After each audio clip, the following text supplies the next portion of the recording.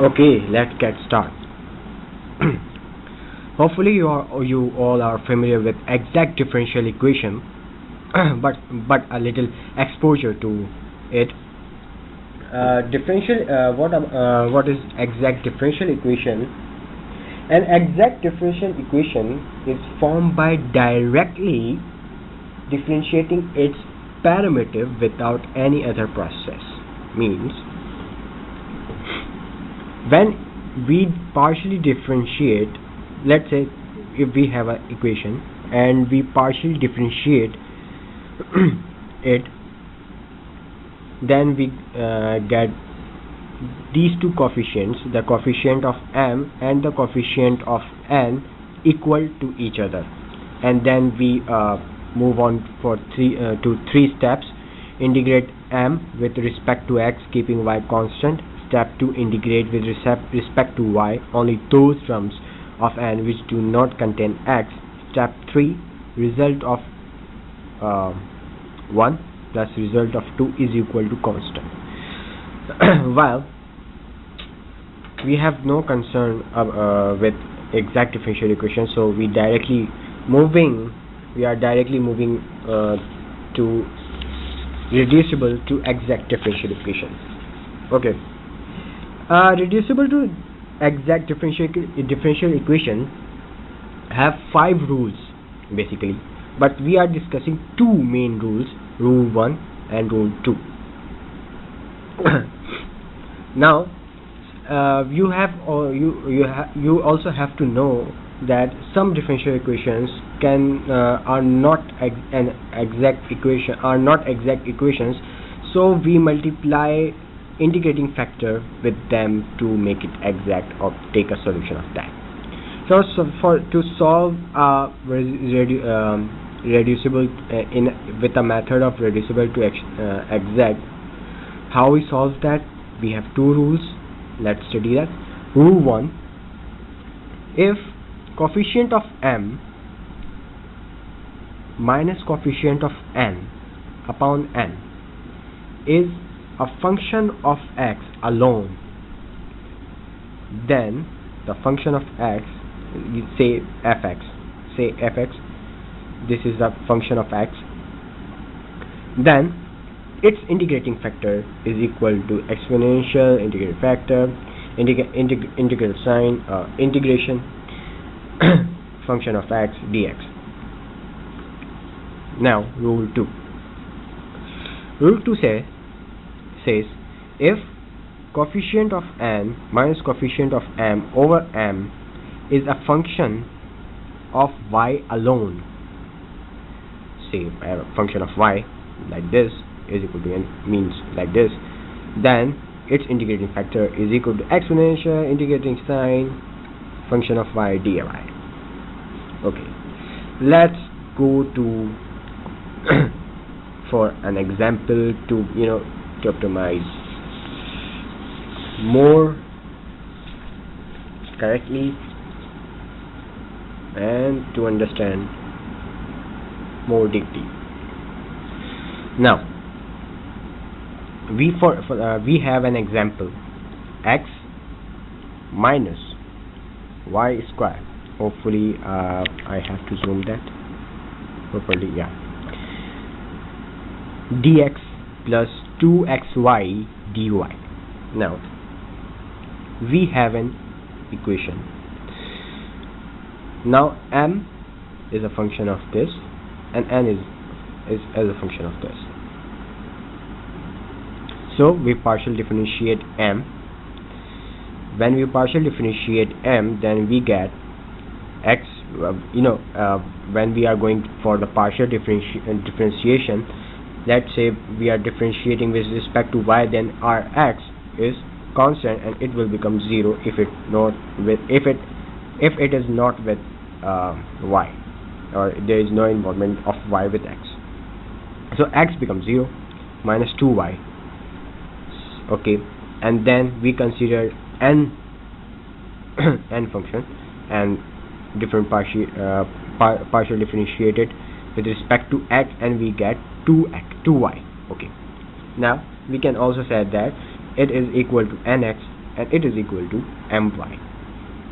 So by these two partial differentiation, we can conclude that my is not equal to nx. So here it is.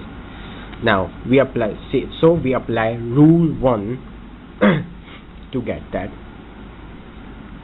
So apply rule 1 as we stated before. Coefficient of m minus coefficient of n upon divided by n. We put coefficient of m, coefficient of n, and then n. Now coefficient of m, this one, minus 2. Coefficient of n is this one, so it is there. Okay, now what is n? N is here, 2xy, so I put here, and then take a common of 2y and left minus 1 and minus 1, and I separate 2y and x, and then cancel out 2y upon 2y, cancel out each other, and then we have minus 2 upon x, which is a lone function of x. Here it is. There is no involvement of y. Okay, so what are our next step? We find integrating factor, or we find integrating factor of function of x. So we put here the function of x, minus 2 upon x, and integrate it, log x, and we put formula of log here, and then exponential and log cancel out each other, and we got x minus 2, and we also can then say that 1 upon x square. Then we multiply integrating factor with given equation. So this is our equation, given equation. Okay, so given equation multiply by integrating factor, and then we multiply it. We got x upon x square minus y square upon x square dx plus 2xy upon x square dy, x upon x square cancel out, and we got 1 upon x, and then minus y square upon x square, no involvement of x square in numerator, plus 2xy and x square, we got x cancel out with x square, and then we have 1 upon x minus y square upon x square dx plus 2y upon x dy is equal to 0. Now integrate in applying integration on both sides. Applying integration on both sides. Now when we apply integration, then we simply integrate it. So what we have after integration, log x, 1 upon x, we have log x plus y squared upon x. We have a minus here and we have a plus here. How we get that? We simply do a simple derivation, integration here. The x will go up and it will minus 2 become minus 2, and then so simple integration, and we have like this term, and we put here, and then plus y square upon x is equal to c. Then we have a same term, and we add them. 2y square upon x log x, take an LCM. So when we take an LCM, then we got x here, and the whole x will go here with c, and we get x 2y squared plus x log x. Then we take x log x to another side, and we get 2y squared is equal to cx minus x log x. Now this is our answer. Okay, rule number 2. Let's say we have a equation, and then we simply do the steps what we have done before, and then we apply simply a rule 1, and then we observed that